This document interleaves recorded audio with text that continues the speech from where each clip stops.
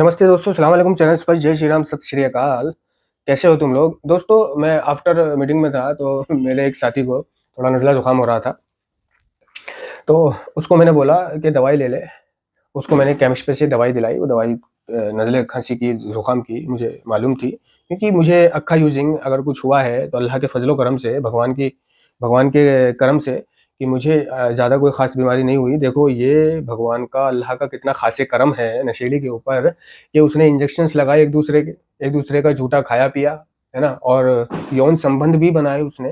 कइयों ने नहीं बनाए, कइयों ने बनाए। कइयों ने लड़की के साथ किया, कइयों ने लड़के के साथ किया, कइयों ने एनल सेक्स किया।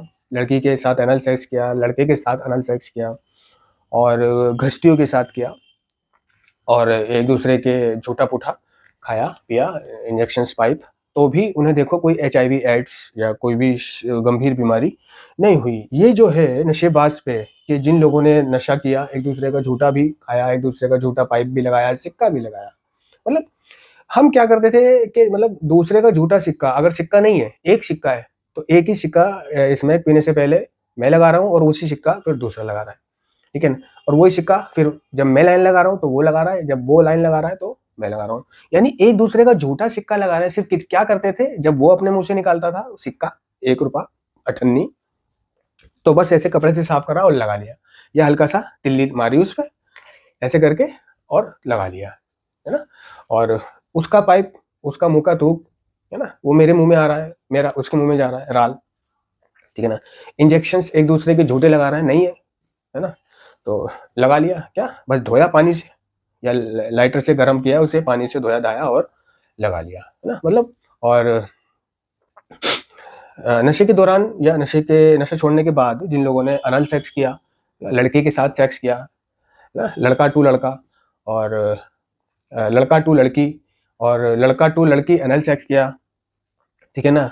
सकिंग करवाई और ये ट्रांसजेंडरों के साथ किया, डायग्रामों के साथ किया, यानी छकों के साथ, हिजड़ों के साथ किया, वगैरह-वगैरह, किसी को क्या है, किसी को क्या है, और उसके बावजूद भी उन्हें देखो आज भी कोई बीमारी नहीं हुई।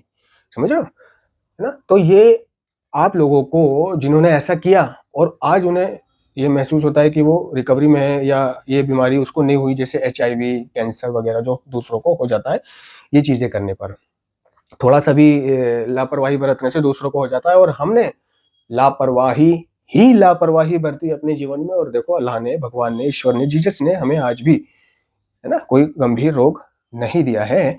तो सबसे बड़ा शुक्राना अपनी रिकवरी में, है ना, सुधार में ये करना चाहिए आप लोगों को कि देखो हमारे साथ के लोग मर गए, हमारे साथ के लोग, एचआईवी हो गया किसी को, है ना, कोई कैंसर से मर गया, कोई एक्सीडेंट में मर गया, कोई नशे के कारण मर गया, लेकिन मैं आज भी जिंदा हूँ, मैं आज भी स्वस्थ हूँ, मैं आज भी खा पी रहा हूँ, मेरे पास सब कुछ है और मुझे आज भी कोई रोग नहीं है, जानलेवा रोग जो मतलब धीरे-धीरे बढ़ रहा है और धीरे-धीरे मेरी ज़िंदगी कम कर रहा है, जैसे और लोगों को हो गया है।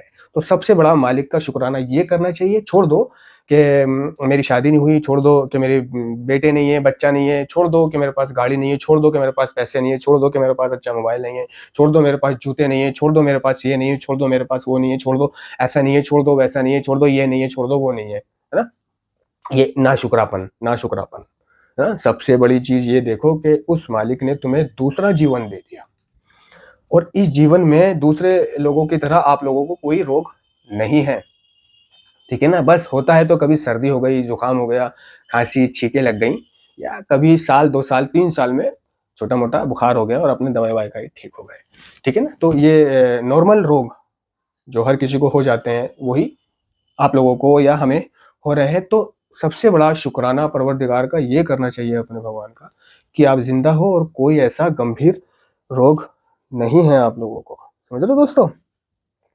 बहुत से लोग नाशुक्रे होते हैं, यार मैंने इतने दिन हो गए नशा छोड़े हुए और ये नहीं है, वो नहीं है, ऐसा नहीं है, वैसा नहीं है ना? मैं परेशान हूँ और नशा कर लूँगा, ये कर लूँगा, वो कर लूँगा। नहीं, क्या ये कर्म कम है? क्या ये उसका एहसान शुक्राना कम है कि उसने आप लोगों को एक नया जीवन दे दिया, ज़िंदा रखा है, ठीक है? और रही बात जो चीज़ें आपके पास नहीं है ना?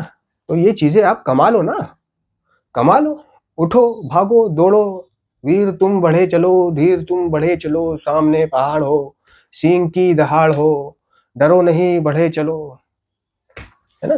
तो काम करो। नारकोटिक समझ का कार्यक्रम यही तो सिखाता है 7वीं परंपरा में आकर। इसलिए तो हमें स्टेप और परंपराएं वगैरह सब पर ध्यान देना चाहिए। 7वीं परंपरा में आकर वो सिखाता है कि सेल्फ सपोर्ट बनो, खुद कमाओ, खुद खाओ और खुद अपनी इच्छाएं तमन्नाएं पूरी करो। ठीक है, नारकोटिक समझ का कार्यक्रम कहता है कि अपनी इच्छाओं को मारना है, क्योंकि इच्छाएं अनेक होती है, अनंत होती हैं। सिर्फ हमें जरूरत पे काम करना सिखाया जाता है कि जो आपकी जरूरत है सिर्फ वो करना है आपको। इच्छाओं पे ध्यान नहीं देना, सिर्फ जरूरतों पर ध्यान देना है और वही करना है। इच्छाएं तो बहुत सारी हैं, किस किस को पूरा करोगे, है ना? तो अगर नारकोटिक समझ के कार्यक्रम को जियोगे, है ना, या मीटिंग्स करोगे, उनको ध्यान पूर्वक सुनोगे, ना कि ध्यान कहीं हो रहा है और सिर्फ फॉर्मेलिटी पूरी हो रही है, मीटिंग में मोबाइल चला रहे हैं या सुन रहे हैं लीड लगा के ऑनलाइन, तो भी ध्यान नहीं है, दूसरों से बात कर रहे हैं और कान में लगी हुई फॉर्मेलिटी पूरी कर रहे हैं। नहीं, तो ऐसे ध्यानपूर्वक सुनने से हमें कुछ बातें वो सुनाई पड़ती हैं जो हमारे जीवन में काम कर जाती हैं। ठीक है ना? तो सुनने से हमें हल मिलते हैं, निवारण मिलते हैं, रास्ते मिलते हैं और पता चलता है, ठीक है ना, कि हमें क्या करना चाहिए। हमें धीरज रखना चाहिए, पता चलेगा, है ना, पेशेंस रखना चाहिए। हमें जो है नाशुक्रा नहीं रहना चाहिए, हमें तुलना नहीं करनी चाहिए और जो है उसी में खुश रहना चाहिए। जो नहीं है उसको पाने के लायक अपने आप को बना लो। ठीक है ना दोस्तों? तो ये सारी चीज़ें देखो कि आपकी आँखें ठीक हैं, आपके हाथ-पैर ठीक हैं, आपका शरीर ठीक है, आप ज़िंदा हो, है ना? तो पता चलेगा कि आपके पास क्या कुछ है। ज़रा उन हॉस्पिटल में लेटे हुए मरीज़ों से पूछो, जो बड़े-बड़े करोड़पति और बड़े-बड़े अमीर हैं, जो सिर्फ़ ये चाहते हैं कि उनकी तबीयत ठीक हो जाए, उनकी बीमारी ठीक हो जाए, वो सेहतमंद हो जाएँ। अरे बंगला, गाड़ी, मोटर, प्रॉपर्टी, बैंक बैलेंस सब तुम्हारे नाम करने को तैयार हूँ, बस मुझे ठीक तो कर दो। कोई डॉक्टर या कोई व्यक्ति या कोई भी ऐसा चमत्कार मौजूदा उन्हें स्वस्थ कर दे। रोगी सिर्फ स्वस्थ स्वास्थ्य की दुआ मांगता है। हॉस्पिटल में एडमिट रोगी, दर्द से तड़पता हुआ रोगी, वो अपना सब कुछ देने को तैयार होता है जिस वक्त उसको बीमारी बहुत ज्यादा तकलीफ सता रही होती है और वो बीमारी के बिस्तर पर आईसीयू वार्ड में या ऑपरेशन थिएटर में या वार्ड में पड़ा होता है ना, तकलीफ में होता है। तो वो कहता है कि भाई कुछ भी ले लो, बस मुझे सेहत दे दो। और जिन नशेड़ियों के पास सेहत है वो रोते रहते हैं, मेरे पास ये नहीं है, मेरे पास वो नहीं है, ये नहीं हुआ, वो नहीं हुआ, नशा छोड़ के कोई फायदा नहीं हुआ। मतलब नशा छोड़ के कोई फायदा नहीं हुआ भाई, आप जिंदा हो, इससे बड़ा और फायदा क्या चाहिए। आपको कोई रोग नहीं है जो आपको धीरे धीरे खा रहा है और कमजोर कर रहा है, HIV एड्स कैंसर वगैरह ये नहीं है। आप अब आप अपने आप को संभालो और कमाओ, मेहनत करो, मजदूरी करो, जॉब करो, रिक्शा चलाओ, जूते साफ करो, पत्थर उठाओ, कुछ भी करो जो भी आपको लगे। शर्म किसी काम में नहीं करनी है।